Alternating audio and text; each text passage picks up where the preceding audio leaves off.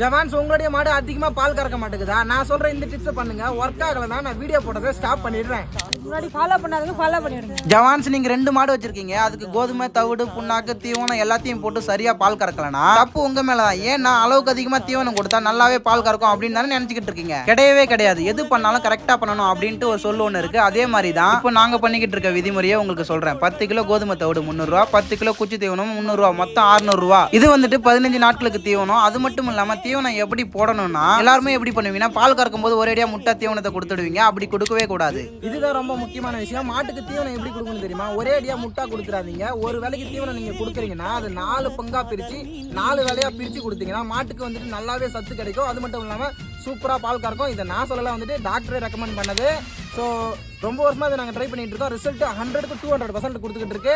மறக்காம இதை ட்ரை பண்ணுங்க. இந்த வீடியோக்கு லைக்லாம் பண்ணுங்க அப்படின்ட்டு கேட்டுக்கிட்டுலாம் இருக்க மாட்டேன். மாடு வச்சுக்கோங்க, எல்லாத்துக்கும் ஷேர் பண்ணி விட்டு உங்க வீட்டில் எத்தனை மாடு இருக்கோ அத்தனை கிரீன் கலர் ஆட்டை போட்டு விடுங்க.